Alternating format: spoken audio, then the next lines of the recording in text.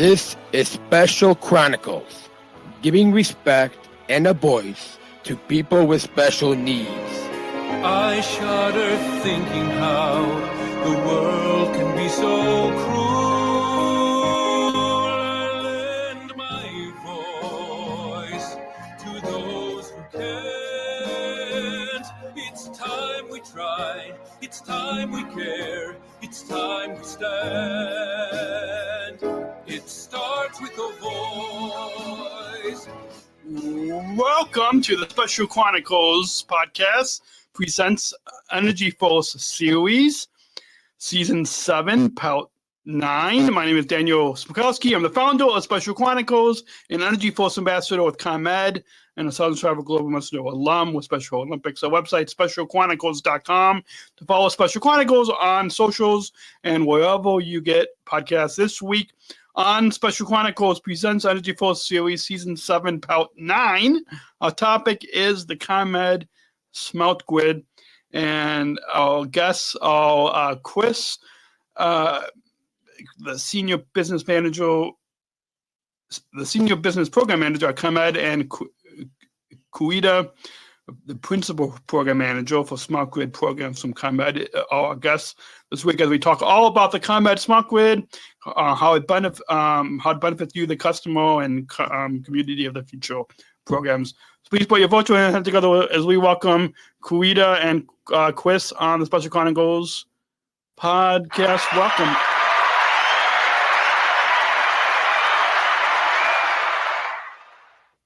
Good to have you both on the program. Yeah, thanks for having us. And thank you for having us, Daniel. Yeah, absolutely. And this is a topic that, if our listeners and you guys had just in the pre-show before we started recording, you had asked, well, how to listen to our EnergyForce series, and so we probably should tell more people about this QR code that they can scan if you're watching the video podcasts on our YouTube channel. You can scan this right now if you're watching it on your TV or your computer. We haven't figured out how to scan QR codes if you're watching on your phone. But with that, I say that you had one of the previous episodes of this series. It might have been the last episode of the series. I mean, the episode before this episode is airing, I think, and I forgot exactly, but it was about the education centers. And I think on that episode, and maybe also a previous one, but we had briefly mentioned the smart grid, but didn't get into a lot of detail. So that's what I'm glad that we'll have you both on to tell us about that. But before we get into that, why don't you both tell us about your role at ComEd? We'll start with ladies first. So Querida, we'll start with you, and then we'll pass it all over to Chris. Sure. Thanks, Daniel. My name is Querida Ellis. I work at ComEd in our Smart Grid Programs department, and I'm a principal business program manager. And essentially what that means, and we're going to talk a little bit about what the smart grid is, but we're trying to figure out new ways for the electrical system to work. And so in our department, we run a lot of pilot programs to figure out what's going to work, what doesn't work, what's the best way of doing it. And in particular, in our department, we also go out into the community to find out what our community partners need, like the residents, the businesses, everyone who is going to be subject to these changes that we make to the grid, to make sure that they are being heard and that we're not executing programs that have no value to them.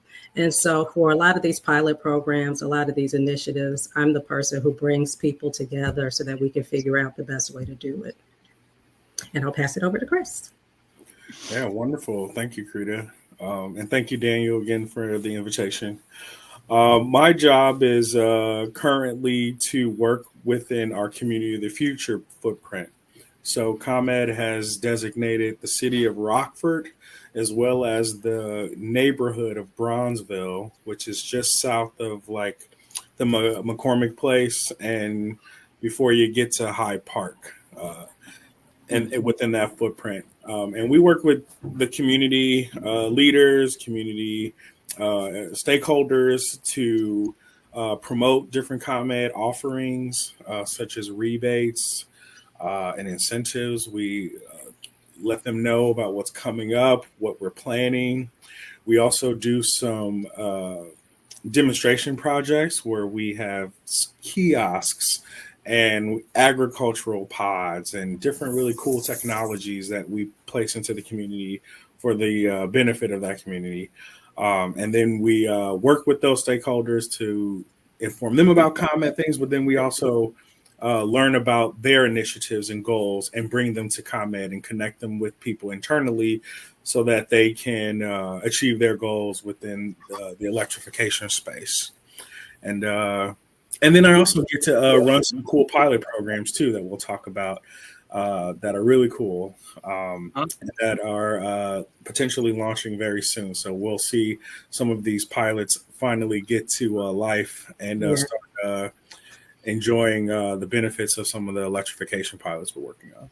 Awesome. So I'm excited to dive into all of that about the smart grid programs, as well as these pilot programs, and maybe I'm sure even hopefully giving our listeners perhaps an exclusive first look at some of these pilot programs. And so after a quick break, we'll be back with Querida and Chris as we dive into the smart grid and the pilot programs.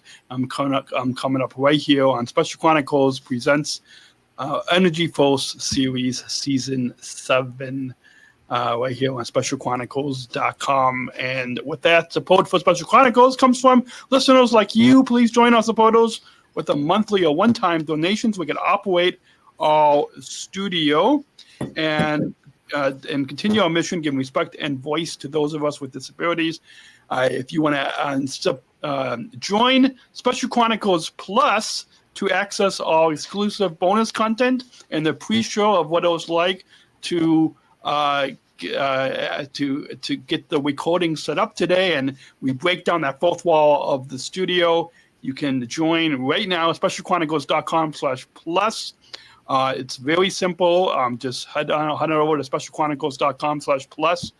Type your name and email, and a simple $10 a month and up, or just a one-time donation of even just $1 is any bit helps.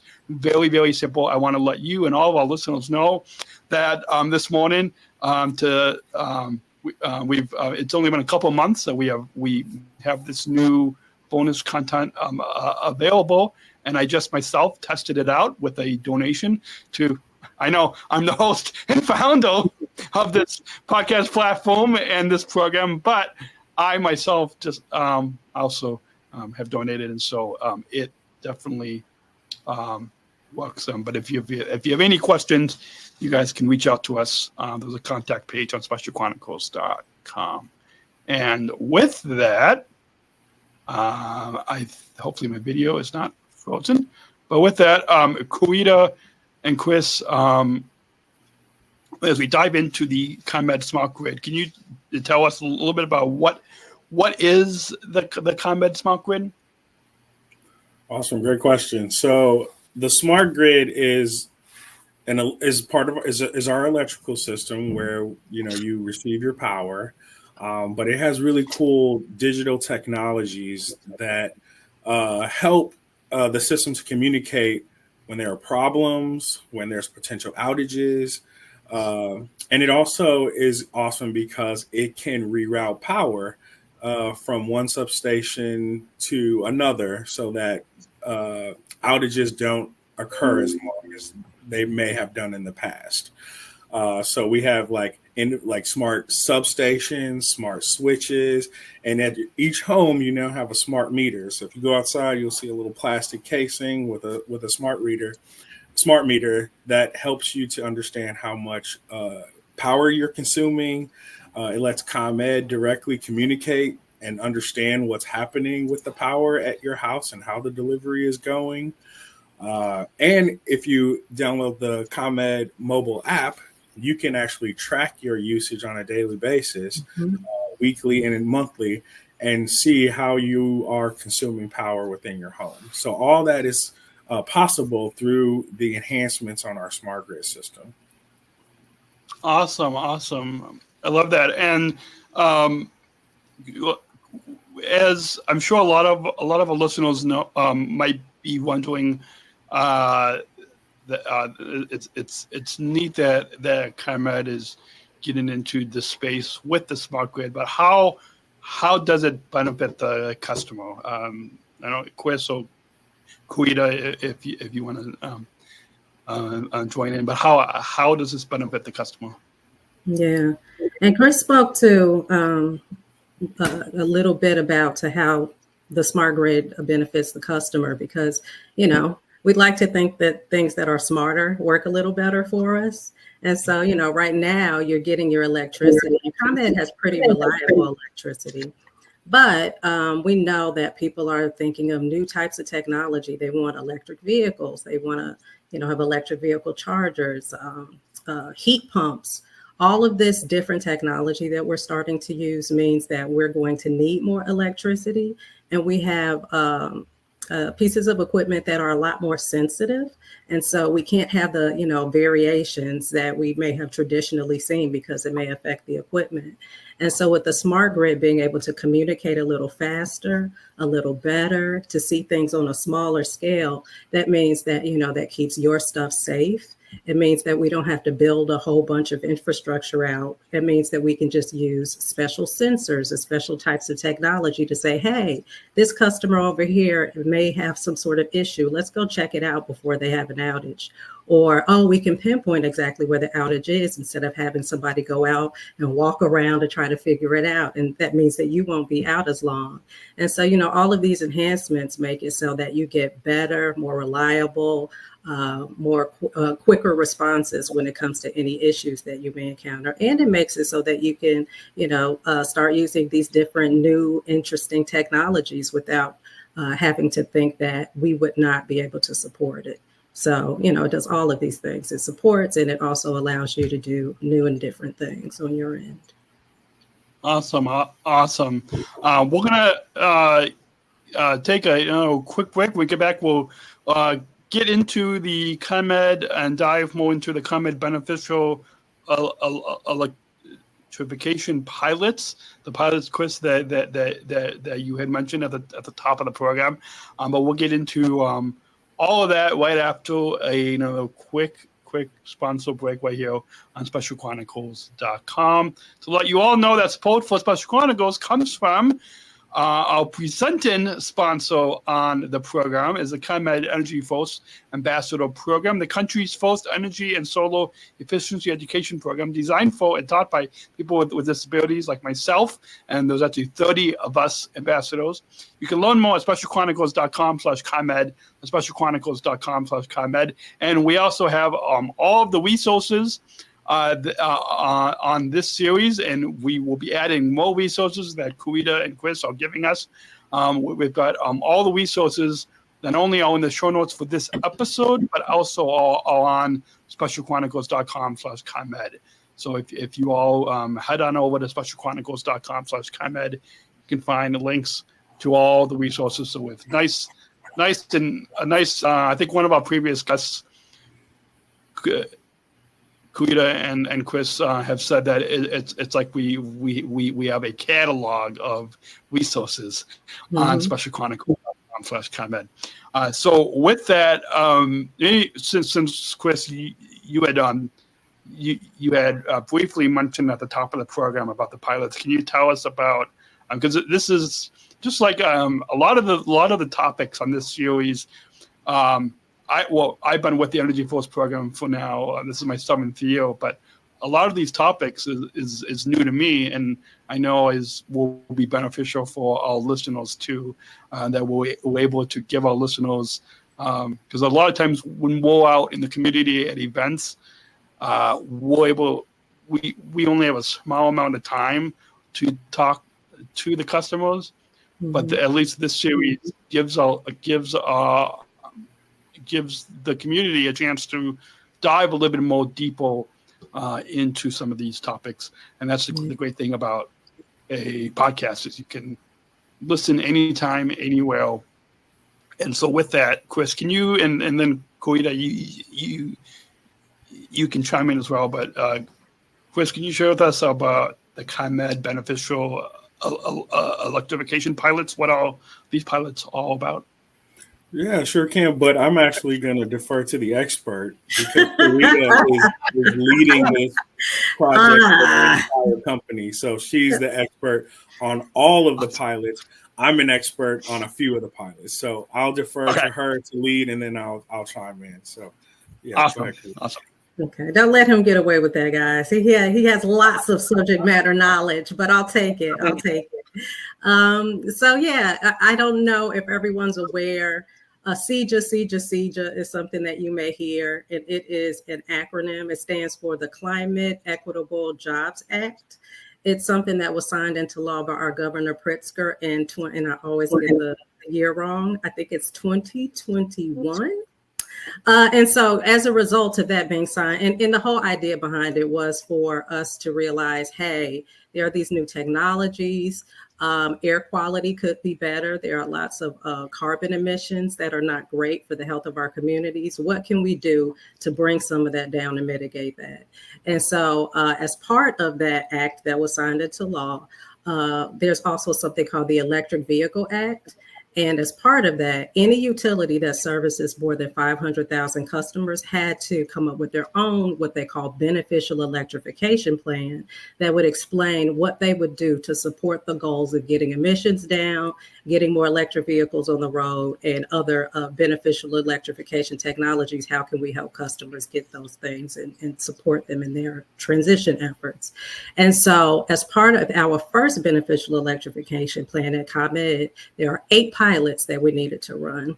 And so they run the gamut. Chris is running a pilot on rideshare because we know a lot of people don't necessarily own cars or drive all the time. And so when it comes to electric vehicles, they might not buy one of those either, but they might want access to one. Like maybe you need to go to the doctor, maybe you need to run to IKEA and get you some new, drawers. And so, he's running a pilot that, has it so that there's an electric vehicle that you can rent for a short amount of time whenever you need it.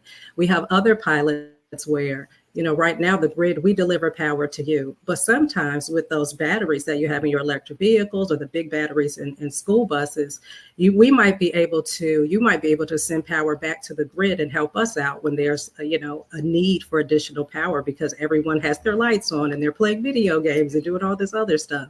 So there's a pilot to look at how the power can flow back and forth between the grid and the customer. There's another pilot looking at installing curbside charging so that people who aren't able to install it at home can still have access to it. So all of these pilots are meant for us to look at ways of helping the customers have access to different technologies that you may be hearing about. But because we're a utility, we have to figure out how to connect them. So there's that technical part. But we also have to talk to customers to figure out how they want to see it. Like, is there a certain place that would be better for you? What about cost? Are you concerned about cost? And what can we do when we're building out these programs to consider that? And so that's what the pilots are all about. That's what we mean when we say beneficial electrification. All that means is that things that used to be maybe gas powered are not going to be electric powered. And it's beneficial because it's going to bring down greenhouse gases and make air quality a little better and all these other things. But, how can we do it in a way that's, least cost to the customer, but also works for ComEd as the utility? Awesome. Chris, did you? I know you deferred this to Querida, but since she did say that you, I want to bring it back to you since she said that that you're already championing the rideshare program. Can you? Just because we want to not keep this episode that long, so we won't dive into to all the pilots, but we'll make sure to put links.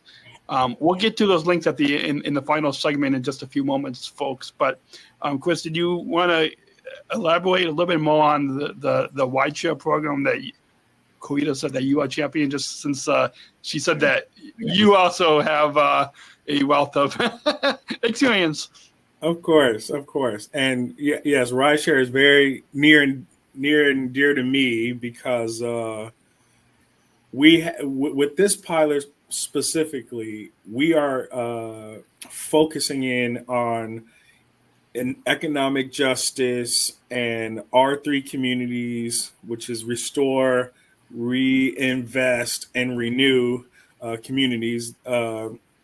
To invest in EV charging and EV car adoption.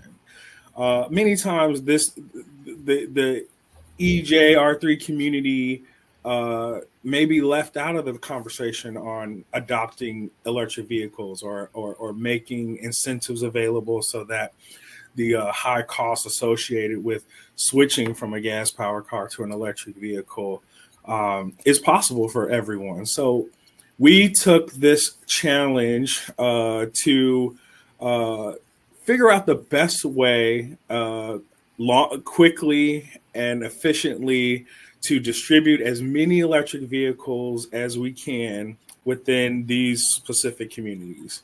And so we've partnered with a rideshare company to provide the vehicles, support customers with using the vehicles, insuring vehicles, making sure they're clean and ready to be utilized, and make sure that overall customer experience is top notch.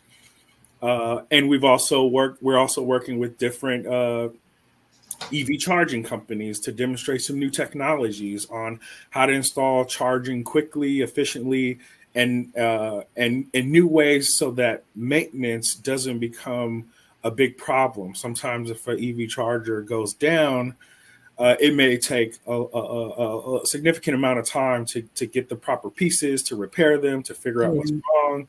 And we want to mitigate that risk and make sure that these cars that we place to the community are available, they're charged up, and they're ready to be utilized by our specific customer target group. We're excited to launch this, and we have two potential sites within our Bronzeville footprint where our team has worked to install community curbside charging to provide charging within the residential community is big. Right now, many of the charging options are downtown or South Loop. There's not many options the further south and the further west you get in the city of Chicago. We're working to put that charging in place so that EJ communities have access to charging. And what we've seen so far is that people are using these chargers. There are EVs in this community, and we're providing electric charging close to them, reliable, and at a very marketable rate so that customers are able to use this and charge and keep on moving. And so we're working on just placing some cars there. We're working on placing some cars in Rockford, which is our second community of the future. And we're working with local governments. We're working with small business owners. We're working with anybody within these communities who wants to install some charging and let us test out this pilot in which we want to see like the age-old Field of Dreams line. Build it, they will come. If we put the charging in place, if we place EVs in the community, will the people use them? Will customers enjoy this service? And we're going to test that. We're going to test that to the end of 2025 and build a case so that rideshare companies will see the investment outside of downtown areas, outside of typical areas where they may place their vehicles, but thinking outside the box and increasing the footprint of rideshare availability. Those are all some of the things we're going to be testing and figuring out if this can live without the support of ComEd, but also empowering local communities to get involved in these type of programs that are available. So we're going to work really hard over the next year and a half, so to speak, and really get these pilots off the ground. And hopefully at the end of these pilots, we'll see that ride sharing is a great viable option for people who primarily may not have the means to buy, operate, and own and maintain EVs as an owner, but try this new way out of sharing the ride. So Awesome. that's our swing at this. So hopefully it works out. We'll come back and let you know how it went.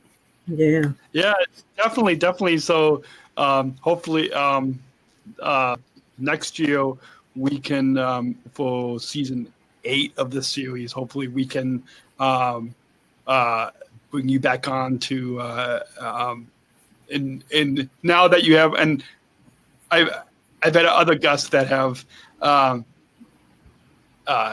come back on as well. So if you want to come back on in 2025, feel free to reach out and would love to. Well, we work with the EnergyForce program to figure out topics, but yeah, we'll have to figure that out.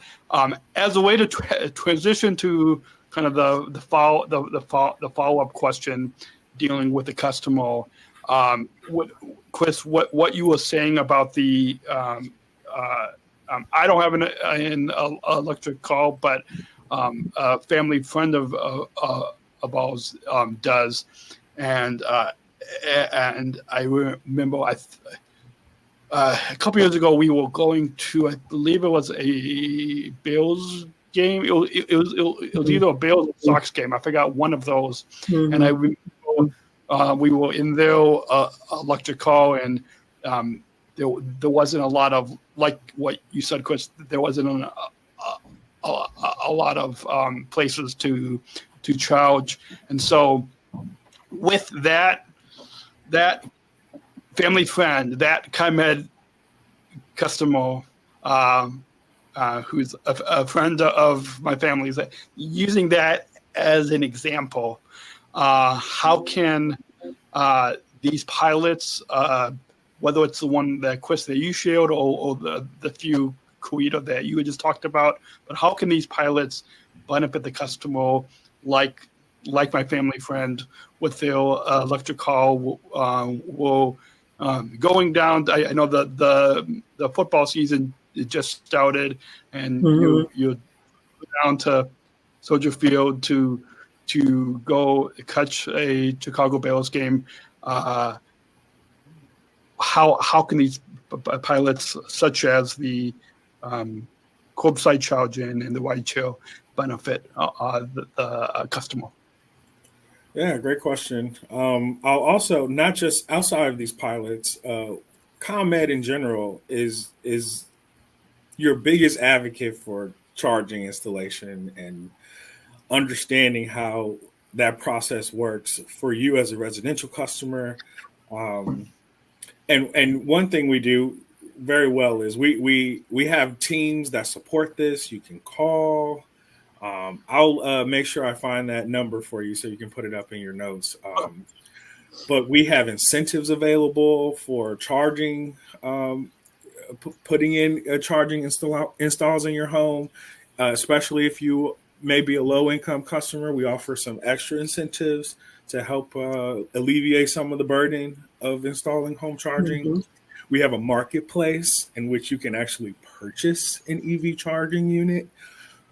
So you can, partner with ComEd to make these changes and updates in your home, especially as you transition from being a gas-powered driver to an electric driver. What better partner can you have than the electric company to help guide you through that process? So you can always call us at 1-800-EDISON-1 and talk to a customer service representative and just, let them know about what you're thinking, what you want to install, and they can help guide you through the process of what those incentives might be to help with any kind of installations you might want to do within your home. As far as the pilots, curbside charging is one of the newer concepts of putting charging in the public right of way, which is nice because you can just park your car on a residential street and charge. You don't have to worry about finding a private lot or paying additional fees and parking for charging.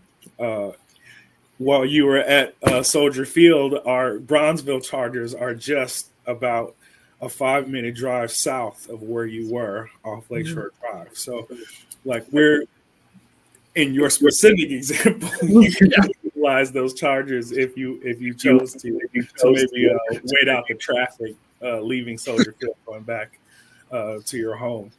But we're looking to making the burden of charging easier on the customer, whether it's home installation, whether it's public charging.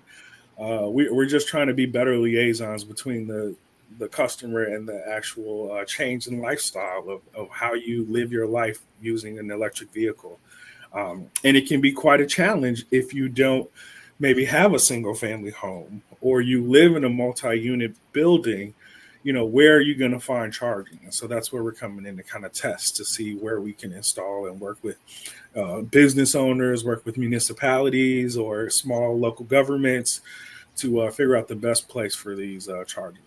And Querida may want to jump in on this because that's actually her pilot she's running is curbside charging and some of the great benefits of that. So I'll pass it over to you. No, you said it all. The benefits. I mean, you did a really wonderful job of just pointing out the different ways that we're trying to support. It's all about access. We find that a lot of times when we're talking about equality, what's equitable, oftentimes that means that people just don't have access to things, whether that's the knowledge, the know-how, the resources to get it done, the cost may be too high. All of those different things we're trying, we have a knowledge campaign. If you go to our website, we actually have a toolkit. So you can, crunch some numbers. There's a calculator to show you how would this benefit you in terms of cost if you change to an EV vehicle. We also have, our pilot programs. If you don't know where to begin, you come to us. We'll do the design, we'll do the construction, and then, you can see how the process goes. And then, like Chris said, we have rebates. And then there are rebates, according to where you are. We're talking thousands of dollars to help you on the cost of the install or the cost of the vehicles. And so, in a lot of cases, when it comes to benefits, we're talking, benefits in all the different areas that you would want to see to help you make the decisions to whether or not to electrify and if it's for you. Awesome. Speaking of I want to just before we move on to the final segment, highlight, Querida, something that you had said, which about the calculator, that was just something that this morning. Oh no, Daniel. Can you hear us? We lost you for a second. Are you there? Oh, yes. I am still. Okay. Yes, I am still here. Can you? I think the. Oh, wait. The video. I can hear you. Let's see. I can hear you. Okay. You can still hear me. Okay. I think my video might have. Yeah, I think frozen. I might be. Yeah, it's fine. Oh no, you're back. There we are. You're back. There we go. I'm back. Well, good. Hopefully, maybe. Okay. There. I think I'm back now. So with that, what I was saying, Querida, you had talked about the calculator, and this morning, when I was over my oatmeal breakfast and watching a couple comedy podcasts. Yeah, I also had my email inbox up, and my dad, who's the business manager at Special Chronicles, he had forwarded me in a ComEd newsletter that highlighted one of the calculators, and that's something that we could just briefly mention that for those any of the, whether it's the pilot programs or any of the smart grid programs, do you guys have any of these highlighted in the ComEd newsletter that gets sent out each month to customers? Not the pilots, only because they're meant to run for a very short amount of time. As Chris said, they end in 2025. and we could only have a small amount of customers participate, so we didn't want to put it too far. But there is a pilot website too, you can give you a link to, so people can access it and read more about it. Okay, awesome. I'm going to take one final break. When we get back, we will talk all about the. Sorry, my watch is going off. I thought I turned the notification. I swear, I thought I turned the notifications off. Couldn't even hear it. With that, Couldn't even hear it. Yeah. It was. Anyways, with that, when we get back, we will get into all about the community of the future programs, as well as some resource links for all of you listening, and some final thoughts at the end of the program with our guests, Querida and Chris, right here on SpecialChronicles.com. We will be right back to let you all know that support for Special Chronicles comes from hopefully it is there we go. I think it's being a little slow today. There you go. Support for Special Chronicles comes from United Airlines Bridge Disability Business Resource Group, connecting people of all abilities. Learn more on United's commitment to disability inclusion for employment and travel at specialchronicles.com/United. That's specialchronicles.com/United. And with that, Querida and Chris, just as we wrap up in the final few moments of our time together and let you get back to the rest of your Monday and beginning of the week. Can you tell us about the community of the future programs and what this is all about? Yeah, I'll take that one. The Community of the Future program is just a collaborative effort between ComEd and the communities that we serve to develop, execute, and evaluate projects and programs that really facilitate clean energy transition. We do some work with climate resilience as well.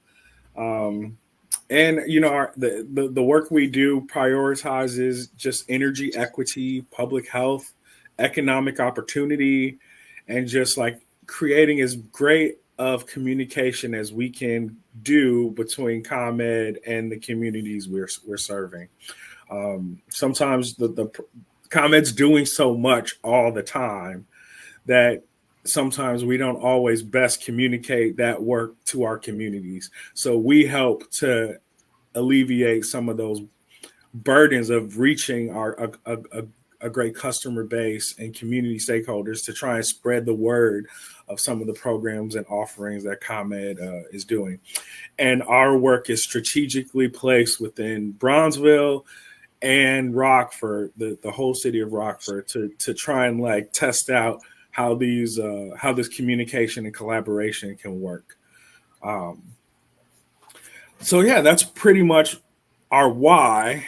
And so I'll just tell you a little bit about the programs that we are currently working on and some that we've wrapped up. But we've done some work with air quality monitoring within the city of Rockford and Bronzeville. And now we're looking to expand that project in some other communities within the BE pilots. But some of that work started within the Community of Future group. Another program we're really excited about is our agricultural pods. And so basically what they are greenhouses, and they are temperature controlled, they're Wi-Fi enabled, and you can really run and operate this greenhouse through Wi-Fi, through your phone, through an app. You can water the plants, you can change the lighting in the greenhouse to accommodate different types of crops that you want to grow. We have 4 of them out right now. We have one in DeKalb, Illinois, that we've partnered with the city of the University of Northern Illinois University, and it's currently supporting their dining hall and different initiatives they have on campus to provide food to the students. We have one in North Lawndale, which is just slightly west of Bronzeville. We have one in Bronzeville, of course, and then we have one in the community of Inglewood. And they are all supporting different local urban farming efforts that are happening within the city of Chicago so that they can continue to produce crops throughout the year. It's pretty rare for Chicago to be this warm in September. We're looking at like almost 90-degree days. Mm-hmm. But we know that's not going to last in Chicago. We know that the hawk is coming. Mm-hmm. The frigid cold is coming. And so we want to be able to still provide nutritious, farm-to-table food to the community. And this is one of the programs we're testing that out with. Another program we have is our community microgrid, which is really the grandfather of all of these programs in which we've invested so much into Bronzeville.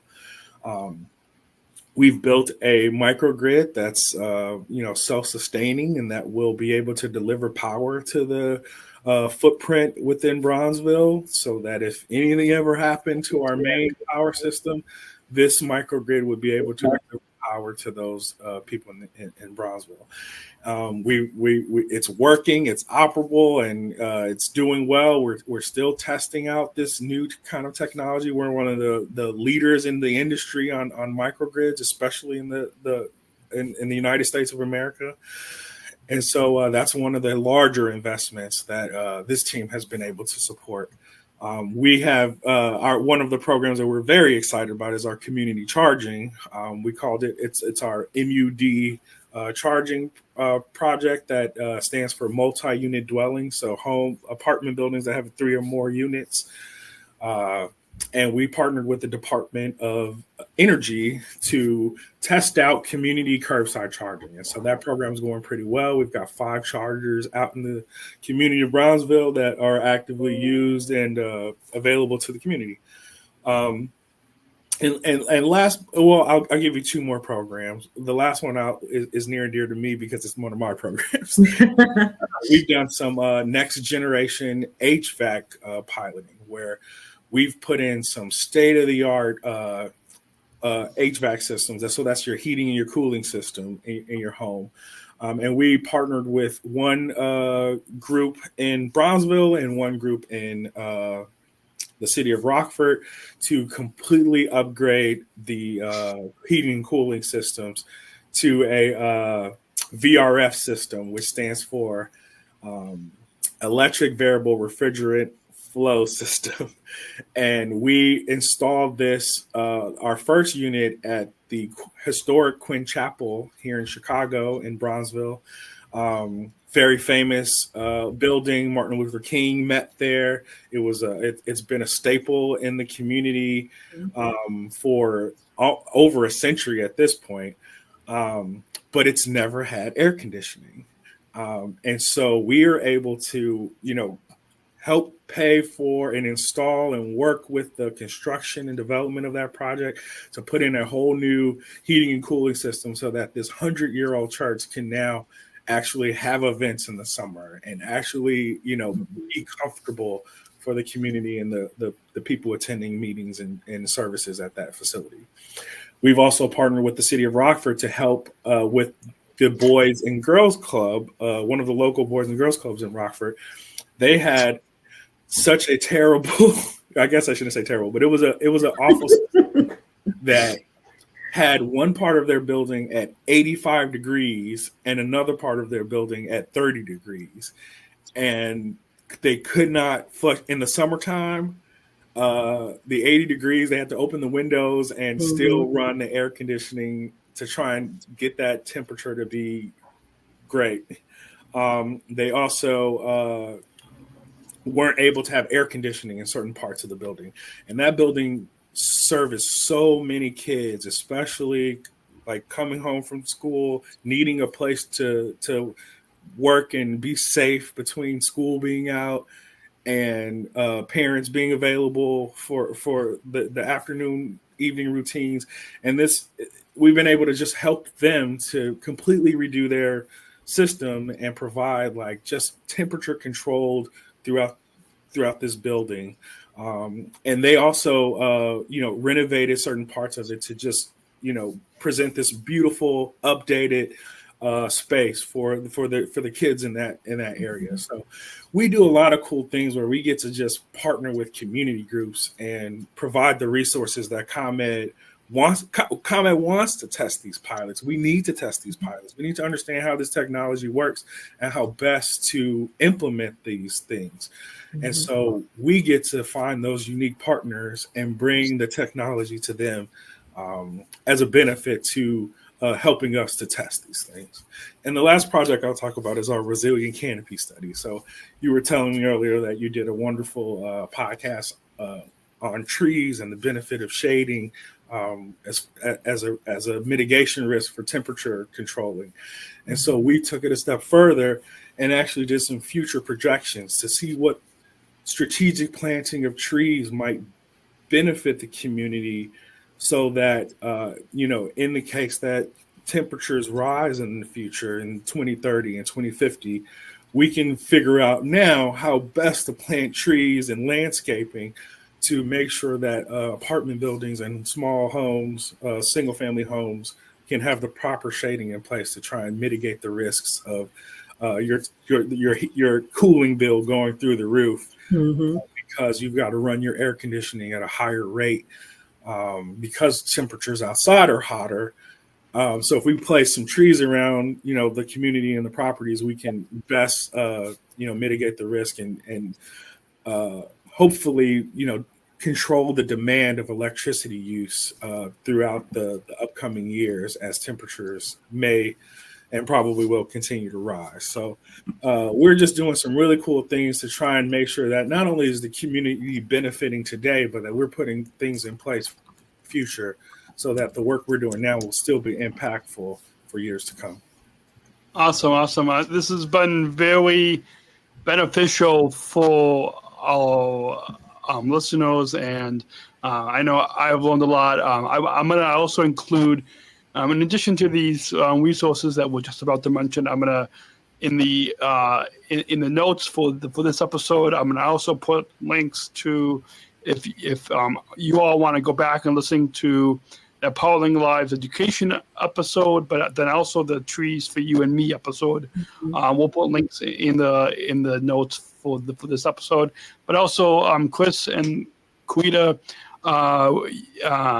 you shared with me a few resources links. So if our listeners want to, I know we in 47 minutes we've dived briefly into the smart grid and the pilot frameworks, but if our listeners want to learn more, where can for those of you watching the video podcast on our YouTube, you can see it on the screen, but for those of you listening to the audio podcast, look down below, not if you are driving or walking, but like when it's safe to do so. I always have to say that because we have listeners who might be commuting or driving, and we don't want you to get in an accident by us telling you right now to look down. So, but with that, Chris and Querida, what else some of the resource links that we can point our listeners to? Yeah, so if you want to learn more about the future programs, which we just launched our new website, so proud of it, comed.com/COF, which stands for Community of the Future. If you want to learn more about the smart grid and how it works and how it benefits the community, you can go to comed.com/smartgrid to learn more information about that. And lastly, if you want to learn how to take advantage of some of the incentives and discounts that ComEd offers customers for home upgrades, small business upgrades, you can go to comed.com/rebates. So yeah. Awesome. So we'll make sure to put all those links in the notes for this episode. Wherever you're listening, when it's safe to do so, you can look down below. And if you enjoyed this episode, we have more than 40 episodes of our EnergyForce series. And all you have to do is, again, if you're listening, if you're watching this on your phone right now, you might want to share this to your TV or to your computer so you can be able to actually scan this.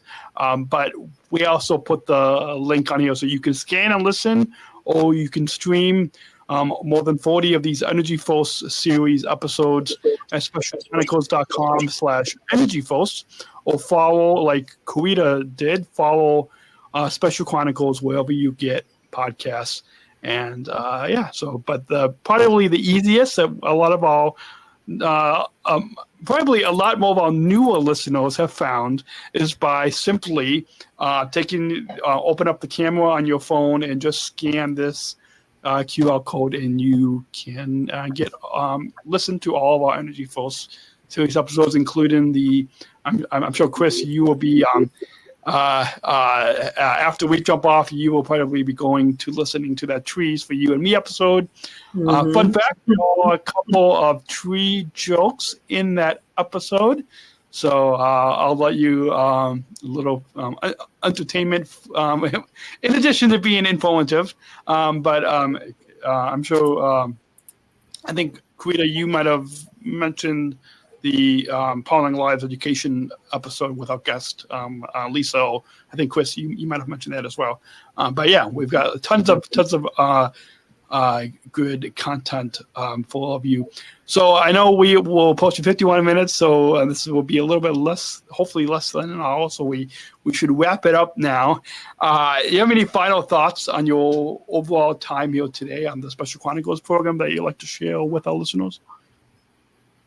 No, we visit our links. There's a lot of good information there. I know a lot of people think that electrification and all of these words have to be hard to navigate, but there are lots of resources out there, money, information, where it's supported to make decisions. Awesome. And Chris? Yeah, and just if you want to know more about what's happening at ComEd, please go to ComEd.com and through the website. Call us at 1-800-1 ask. And we have a lot of resources available, and we want you to take advantage of it. It helps us when people take advantage of everything that we're doing. We're working hard on these projects and building out these programs and pilots. But if the customer doesn't take advantage of it, we don't really see it full potential. So please inquire services. It's here for you. We're here. Awesome. And so we will, I think, Chris, you had also said that there's a phone number that you will send me. So I'll make sure to put that in the description as well. But yeah, we'll make sure for those of you listening, the phone number, I believe, for the smart grids that we will put in the notes. But then also we've mentioned the 1-800-Edison-1 number a few times on past episodes, but we'll make sure to put that phone number as well as these resource links for all of you that want to learn more, to call and get in touch with any of the staff at ComEd. So with that, we got one final question. But let's go ahead and roll that bumper to introduce that final question. Oh, wait. That was the wrong button. Here we go. We're not just athletes. We are the ambassadors of an uprising. Peaceful protesters. In a rebellion against anyone who has a fear of difference. Difference. Our demands are Equality. Dignity. and the recognition of our Shared humanity. We will not stop or accept anything less. Today, our world is more divided than ever. And coming together has never been more urgent. The revolution. is inclusion. Find out more at jointherevolution.org. So we don't just want our listeners to consume this content, but we want our listeners to actually take action into the communities, bring inclusion, bring not only inclusion, but bring the smart grid and these ComEd resources into their communities. to make society better. So it's not just about being entertaining and informative on this podcast, but actually now finally in the final couple minutes to take inclusion into it. And I've been asking this ever since I came back from the 2019 Special Olympics World Games in Abu Dhabi. This final question that gets to the heart of what this podcast is all about, and that is, what does inclusion mean to you? And you can answer that either related to the Come Out Smart Grid or just in society overall. Querida, we'll go to you first, and then pass it over to Chris about what does inclusion mean to you. Sure. And I think for me, inclusion ties into kind of the programs and pilots that we talked about today. Inclusion means that people actually have a voice, and we're not just listening, but we're acting on what we're hearing, and we're making sure that there is a seat at the table for everyone. Inclusion means that we all feel as if we have the space to communicate our needs, and understand that those needs will be acted upon and taken into consideration when decisions are made.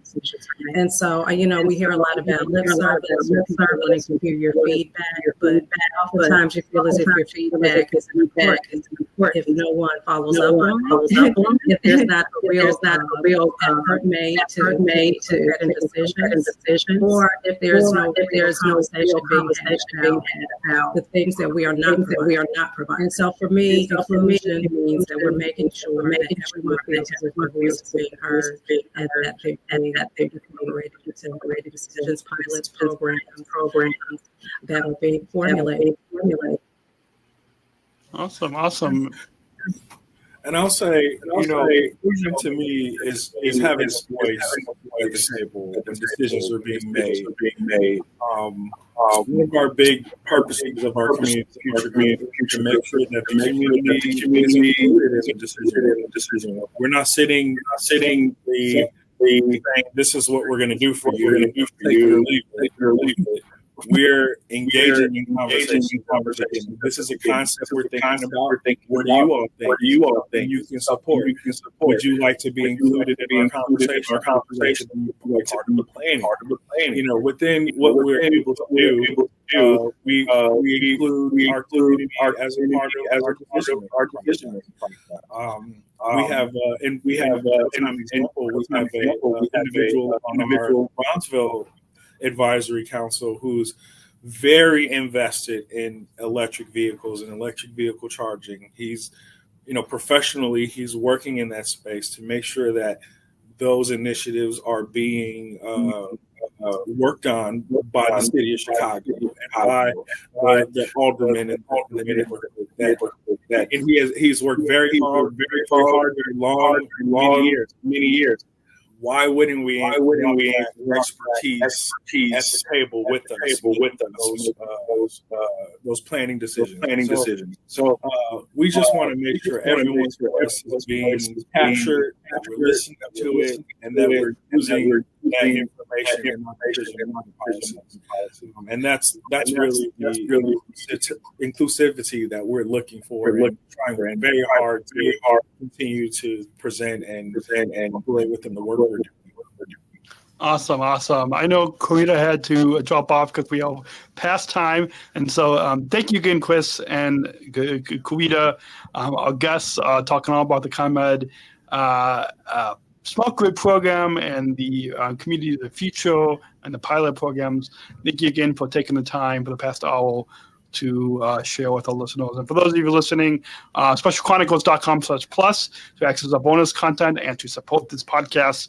And we've got a Mosto and tons of other resources. Make sure to tap that follow button so you don't miss a new episode every week. We got some exciting episodes, including coming up all the way from Ireland. Is coming up in beginning of December. And so stay tuned for that exciting episode all the way from across the pond. And so thank you again, Chris, for taking the time to come on this our Special Chronicles podcast, EnergyForce series, season 7, part 9. I think that's right. Yeah. So thank you again, Chris and Querida. No problem. Thanks for having us. Looking forward to talking to you again. Yeah, absolutely. And until then, everyone, take care and have a great week. But take care. Thank you for listening to this episode of the Special Chronicles podcast. Our podcast was produced by Daniel Smrokowski on the Special Chronicles Network. Follow Special Chronicles on Instagram, Facebook, Twitter, LinkedIn, and YouTube. Subscribe, rate, and review Special Chronicles on Apple Podcasts, Spotify, or wherever you listen to podcasts. Our website, specialchronicles.com, where you can stream our archives of over 500 episodes for absolutely for free. Also, there's a list of our favorites, original series, award-winning columns, and blogs. And sign up for our newsletter to receive exclusive bonus content delivered to your inbox. Again, specialchronicles.com. Special Chronicles is hosted by Podbean Podcast Hosting. Our live streams are powered by StreamYard. Thanks, as always, to our business manager, Adam Smrokowski, who always encourages us to never give up. I'm Daniel Smrokowski, back next week with more stories. Special Chronicles, giving respect and a voice